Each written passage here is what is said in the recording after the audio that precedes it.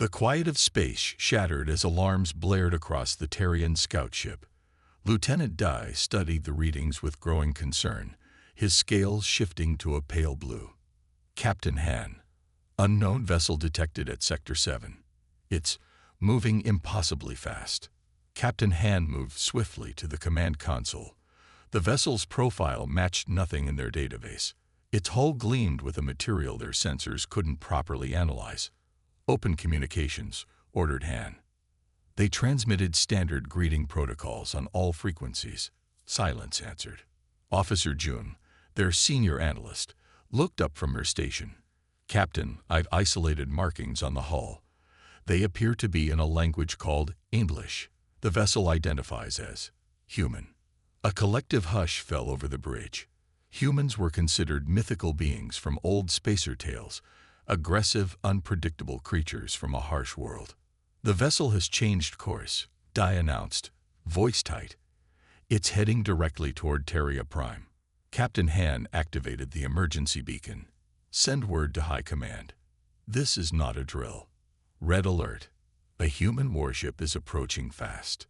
The message spread across Terrian space like wildfire. On their homeworld, Defense Minister Kyo was pulled from a peaceful sleep cycle. He stared at the report in disbelief. Humans? Are we certain? He asked his aide. The scout ship is transmitting visual confirmation now, sir. The image appeared on his screen, sleek, angular, and unlike any design Kyo had seen before. The vessel moved with impossible precision, making course corrections that would tear apart any Terrian ship. Meanwhile, aboard the scout ship, tensions rose. Captain Han ordered his crew to maintain distance while continuing observation. Sir, the human vessel is accelerating again, reported Lieutenant Da.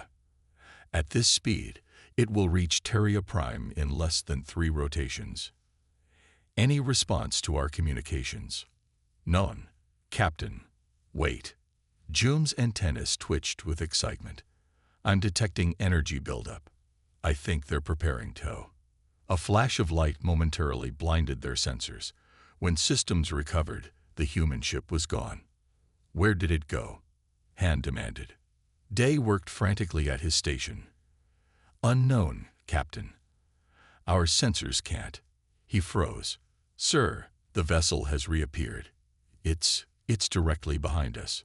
Han spun around, as if he could see through the hull of his own ship. How is that possible? Their technology must allow for some form of spatial jumping, Jun suggested, her voice trembling. The old stories mentioned such abilities. Sir, called the communications officer, we're receiving a transmission from the human vessel. Han straightened his uniform. On screen. The view screen flickered to life, revealing a sight none of them were prepared for. The human stood upright, without scales or proper protective membranes. Its skin was an alarming shade of pink-brown, and curious fur grew from the top of its head. When it spoke, its mouth moved in ways that made the Terrians instinctively uncomfortable. Greetings, Terrian vessel. This is Captain Jin of the Earth ship Pathfinder. We apologize for our delayed response. We were analyzing your communication protocols. Han found his voice. Why have you entered Terrian space without permission? And how do you know our language?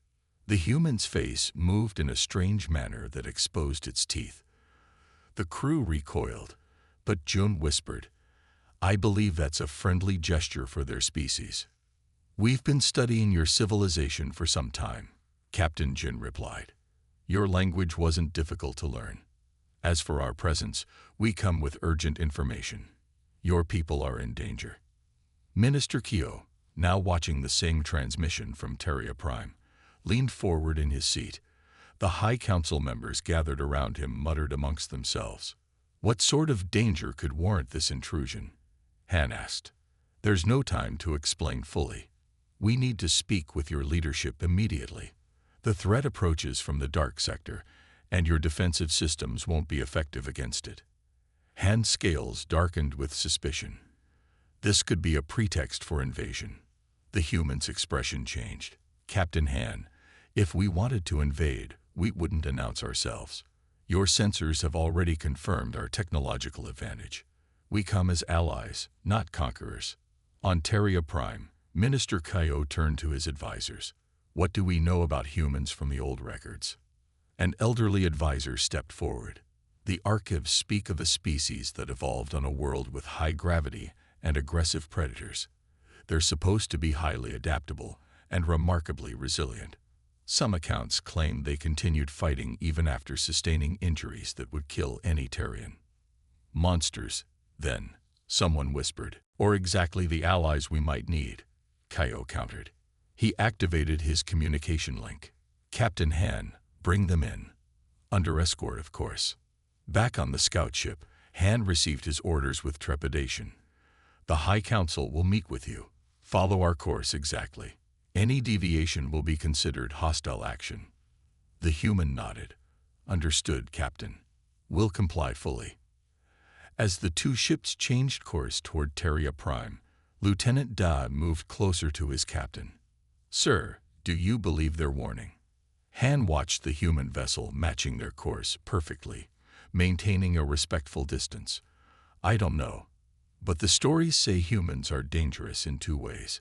As enemies, certainly, but sometimes more dangerous as allies, because they change everything they touch. As they approached the planet, the Terrian defense fleet formed around them. 30 warships arranged in perfect formation. The single human vessel seemed small among them, yet somehow not diminished. In his command center, Minister Kyo watched the approaching ships and wondered if today marked the beginning of a new era for his people. Whether that era would bring salvation or destruction remained to be seen. All across Terria Prime, citizens gathered around screens, watching in awe and fear as the mythical humans came to their world at last. Admiral Kang stood on the bridge of the Terrian flagship, his scales a deep blue of concentration. 20 warships formed a perfect defensive line across the approach to Terria Prime. Each vessel carried enough firepower to reduce small moons to rubble. The formation was the strongest display of military might the Terrian fleet had assembled in 50 cycles. Status report, Kang demanded, his voice calm despite the tension. Commander Lee checked her console. All ships report ready, Admiral. Weapons charged, defense systems at maximum. Kang nodded but said nothing. His decision to bring Diplomat Sun along had not been popular with the High Council. Military protocol suggested no diplomatic personnel during potential combat situations, but something told Kang this encounter might require words as much as weapons. Admiral, they're slowing, reported Commander Lee suddenly. And they're hailing us. A ripple of nervous movement passed through the bridge crew. First contact with humans, creatures of legend until now. On screen, ordered Kang. The view screen activated, and the bridge fell silent. The human that appeared had dark hair and determined eyes. Unlike the rough, aggressive creature many had imagined, this human wore a crisp uniform and carried herself with dignity. This is Captain Park of the Earth vessel Horizon. We come seeking alliance, not conflict. We face a common enemy. Kang studied the human carefully. Her words were clear, her manner direct. She spoke their language perfectly, which was concerning in itself. I am Admiral Kang of the Terrian Defense Fleet. Your presence in our space is unexpected. You speak of enemies, yet you arrive unannounced in a warship. Captain Park nodded. We understand your caution. The Horizon is equipped for defense. Yes, but we are primarily an exploration and diplomatic vessel. We had to travel quickly. There wasn't time for formal introductions. Distrust rippled through the Terrian command staff. Whispers passed between officers. How did they cross the void between stars so quickly? How do they know our language? It must be a trick. Diplomat Sun, who had been quietly observing from the side of the bridge, stepped forward. Admiral, may I have permission to speak? Kang nodded, noting the disapproving looks from his military advisors. Captain Park, you understand our caution. Humans are known to us only through ancient stories. Yet you appear with advanced technology and speak of alliances against unknown threats. What can you offer to ease our concerns? The human's expression softened slightly. A fair question, Diplomat Son. We can share our star charts showing the approach of the enemy we call a hive. We can demonstrate our technology peacefully, and we are willing to meet on neutral ground of your choosing, with whatever security measures you deem necessary. Kang was impressed despite himself. The human had addressed Sun by name without introduction. Their intelligence gathering was clearly thorough. While the bridge crew continued monitoring the human vessel, Diplomat Sun excused herself to the data center. The ancient archives might hold information the modern Terrians had forgotten. In the dim light of the archive room, Sun searched through records not accessed for generations. Most spoke of humans as dangerous legends, but one fragmented account caught her attention. It described a human vessel that had rescued a Terrian science ship 3 centuries ago. The account mentioned the humans' remarkable ability to adapt to new situations and their unusual thought processes. Most interestingly, the report concluded, they are dangerous not for their aggression, but for how they change everything they touch. After meeting humans, nothing remains the same. Sun returned to the bridge with renewed purpose. Admiral Kang was still engaged in careful conversation with the human captain. Admiral, Sun interrupted respectfully. I found relevant information. May I speak with you privately? In the small conference room off the bridge, Sun explained her findings. The old records suggest humans are dangerous, yes, but as potential allies, not enemies. They think differently than we do. They adapt quickly. They solve problems in ways we might never consider. Kang's scales shifted to a thoughtful green. You believe we should hear them out. I do. If their warning is true, their different perspective might be exactly what we need. After a moment of silence, Kang nodded. Very well. We will meet them, but carefully.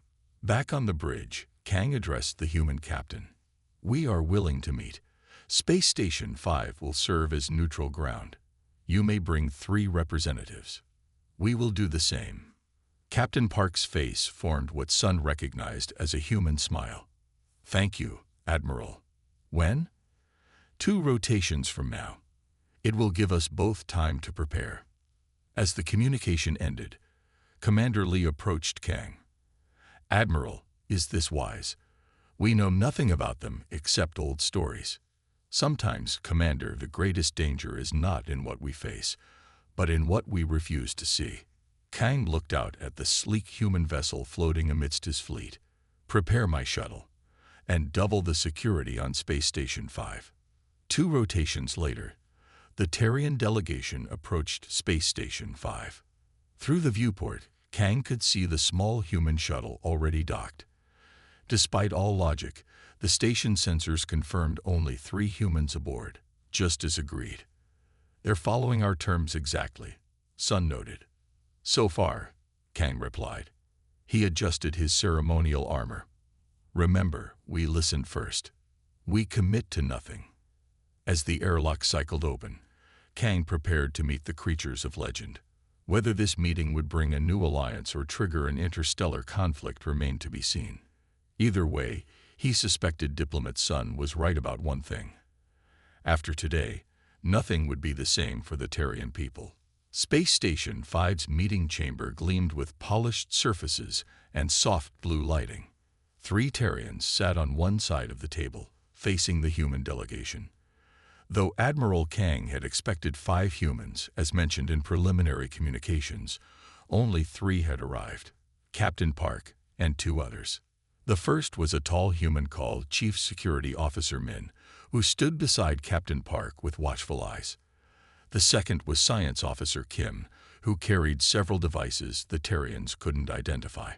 Despite being surrounded by 8 armed Terrian guards, the humans appeared completely relaxed. Thank you for agreeing to this meeting, Captain Park began. Her voice was calm and measured. We understand your caution. Admiral Kang's scales remained a skeptical gray. You've come a long way to deliver a warning. We're listening. Captain Park nodded to Science Officer Kim, who placed a small device on the table. It hummed softly before projecting a 3-dimensional image above the table. We come with a warning. Captain Park explained. This is the Hive, a collective entity that consumes all life in its path. Our long-range scouts detected it moving toward your sector. The hologram showed strange, angular ships with organic-looking surfaces. They moved in perfect coordination, like insects in a swarm. These ships are unlike anything you've encountered before, continued Park. They're partially organic, controlled by a shared consciousness. The Hive doesn't negotiate or communicate. It only consumes and grows. Diplomat Sun leaned forward, studying the projection with interest. How did you learn of this threat? 3 of our colony worlds were attacked 18 months ago, Kim answered. We barely understood what we were facing before they were lost. Convenient timing. Admiral Kang replied coldly. You appear with tales of threats just as we detect your unprecedented approach. Captain Park's expression didn't change. We came as soon as our calculations showed the Hive's trajectory heading toward your systems. We've been tracking them since our first encounter. Commander Lee, the 3rd Terrian at the table, tapped his claw against the surface. If this threat is real, why come directly to us? Why not send a message? Messages can be ignored or misunderstood, Park answered. And the Hive moves quickly. A violent shudder interrupted her words. The station lights flickered, and alarms began blaring with urgent wails. What's happening? Demanded Kang. Commander Lee pressed his communication device. Report. The voice of the station's security chief crackled through. 3 unknown vessels have breached our perimeter. They match no known configurations. Everyone turned to the holographic display still active on the table. The ship designs matched perfectly with the Hive vessels the humans had just shown them. This is impossible, Kang whispered. How could they?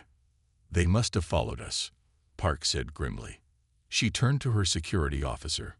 Min, emergency protocols. The tall human nodded and opened a case none of the Terrians had paid much attention to. Inside were several weapons unlike any Kang had seen before. Your station is being boarded, Park explained, suddenly all business. Hive drones will breach your hull within minutes. They'll target life forms and technology. The station shuddered again, more violently this time. The lights dimmed to emergency red. Hull breach in Section 7. Came the panicked voice over communications. Unknown entities entering. There. The transmission cut off with a scream. We need to evacuate all civilians to the central hub, Park said, taking a weapon from Min. She offered another to Admiral Kang. This disruptor affects their neural network. Aim for the center mass. Kang stared at the offered weapon. In that moment, he had to decide whether to trust these strangers from legend. Admiral, Diplomat Sun said quietly, I believe we should accept their help. Before Kang could respond, the meeting room door slid open. A Terrian civilian worker stumbled in, his scales pale with terror. They're coming. Creatures like nothing I've. Something yanked him backward into the corridor. His scream cut off abruptly. The humans moved with shocking speed. Security Officer Min was through the door first, firing his weapon with precision. Captain Park was next, shouting orders that somehow made perfect sense despite the chaos. Science Officer Kim quickly distributed devices to the Terrian guards, explaining their use in quick, clear terms. Central hub. Move. Park commanded. We need to protect the civilian sections. Admiral Kang found himself following her orders without question. As they fought their way through the station corridors, he witnessed the humans in action. They moved differently than Terrians. Faster, more adaptively. When standard tactics failed, they improvised instantly. When one approach didn't work, they tried another without hesitation. The Hive drones were nightmarish, partly mechanical, partly organic creatures with multiple limbs and glowing sensor nodes. They communicated through clicks and electronic pulses. Their coordination was perfect, but the humans disrupted it repeatedly. At one junction, they found a group of Terrian civilians trapped behind a damaged door. 2 Hive drones were cutting through the metal. Without hesitation, Captain Park rushed forward, drawing the drone's attention. As they turned to attack her, Min fired from the side, disabling both. "Why would you risk yourself for strangers?" Kang asked as they helped the civilians to safety. "It's what we do," Park replied simply, checking a wound on her arm that would have incapacitated a Terrian. In the central command hub, they gathered all survivors they could find. Science Officer Kim quickly integrated his technology with the station's systems. "The Hive vessels are attempting to disable your power core," he reported. "Standard procedure for them. They'll harvest your technology." As they secured the command center, Diplomat Sun watched the humans work. Their movements were efficient but not cold. They showed concern for the injured, regardless of species. They adapted their plans based on Terrian input. It was nothing like the aggressive conquerors of legend. Sun moved closer to Admiral Kang. "The ancient warnings weren't cautioning against human conquests," she said quietly. "They were acknowledging their unmatched survival instincts. They evolved in conditions we can barely imagine." Kang nodded slowly. "I'm beginning to understand." Captain Park approached them, her uniform torn and stained. "We've stabilized the situation, but this is just a scouting party. The main Hive fleet will be close behind." She held Kang's gaze. "Now do you believe us?" Kang looked around at the surviving Terrians, many of whom owed their lives to the quick action of 3 humans. "Yes," he said finally. "Now I believe you." The Grand Chamber of the Terrian High Council had never been so crowded. Emergency sessions typically included only the 12 High Councilors, but today, military leaders, scientists, and civilian representatives packed the room. The attack on Space Station 5 had changed everything. High Councilor Sue called for order, her scales shifting to a formal purple. 3 days ago, many of us believed humans were merely legends. Today, we must decide whether to form an alliance with them against this Hive threat. Admiral Kang stood before the council, still wearing his battle-damaged uniform from the station attack. "Honorable councilors, I have seen the enemy with my own eyes. The Hive is real, and it is unlike anything in our records. Without the humans' intervention, Space Station 5 would have been lost with all aboard."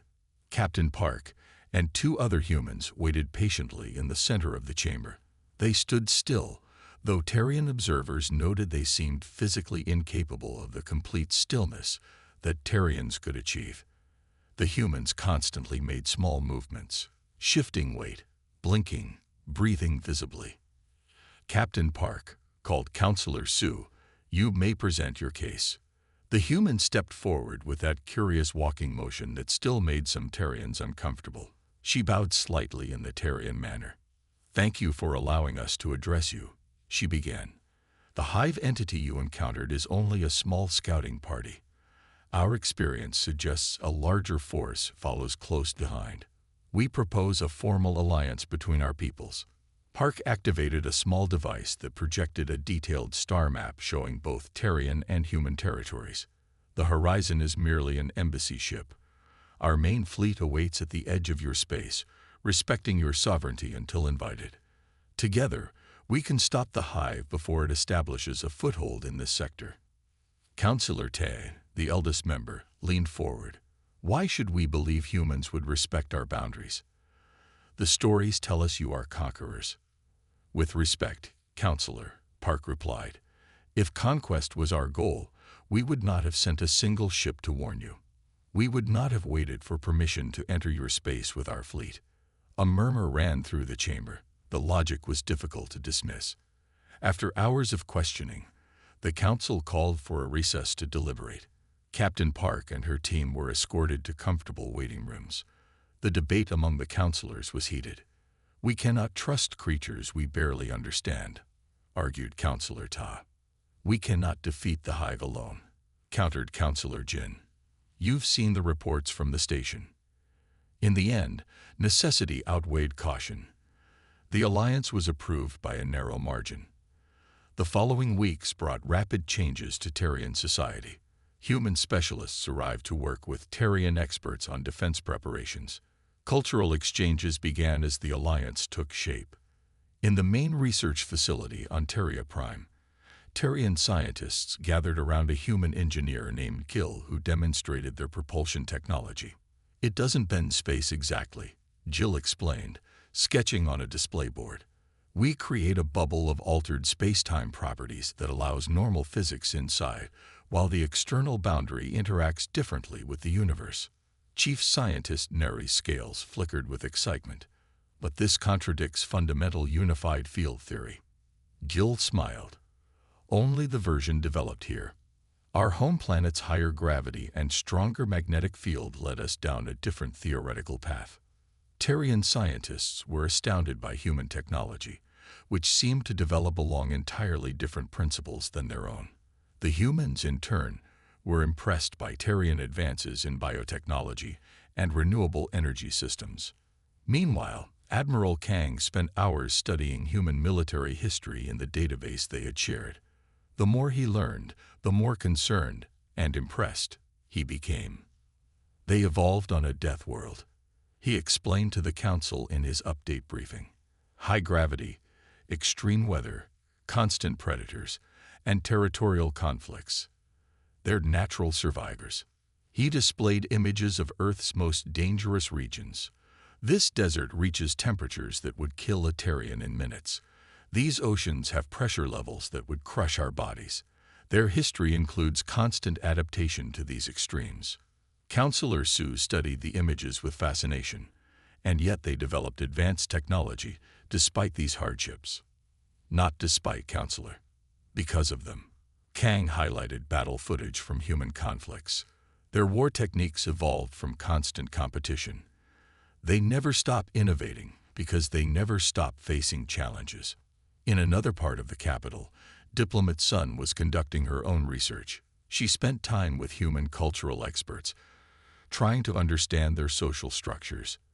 What she discovered contradicted everything Terrians had assumed about hierarchy and organization. "They're collaborative individualists," she reported to a committee of social scientists. "Each thinks independently while working toward collective goals. The Hive's shared consciousness can't predict them because no two humans approach a problem the same way." "Is this why they appear so chaotic?" asked one researcher. Sun nodded. "What we see as reckless is actually adaptability. They change tactics instantly when needed. They improvise constantly." As the defensive preparations accelerated, joint military exercises began. Human ships arrived in small groups, each demonstrating different capabilities. The Terrian military officers were skeptical at first. Their formations were precise, their tactics refined over centuries. The humans seemed disorganized by comparison. That changed during the first simulated battle. The human ships moved in patterns that appeared random but achieved devastating effectiveness. When Terrian commanders used standard countermeasures, the humans simply changed approaches mid-battle. "How do you coordinate without a unified tactical doctrine?" Commander Lee asked his human counterpart after one exercise. The human officer laughed. "We have basic principles, but rigid doctrine gets people killed. We train our captains to think, not just follow orders." As the joint fleet grew, even the most skeptical Terrian officers had to admit the truth. Humans were terrifying, but thankfully, they were on the same side. In a private meeting, Admiral Kang confessed his concerns to Diplomat Sun. "They adapt so quickly. They learn our ways faster than we learn theirs. What happens after the Hive is defeated? Will they turn their remarkable abilities against us?" Sun considered the question carefully. "I don't believe so. Their history shows they value alliances, but they will change us, Admiral. Contact with humans always changes other species. We will never be the same Terrian civilization we were before they arrived." Kang looked out the window at a human ship docking with a Terrian cruiser. "I suppose change is better than extinction." "Much better," Sun agreed. "And perhaps we'll change them too." The warning came from the outer sensor stations. 3 Hive vessels had entered Terrian space. Then 5 more. Then dozens. Within hours, a vast swarm of biomechanical ships descended on the outer defense platforms. Admiral Kang stood on the bridge of his flagship, watching as the first line of defenses fell.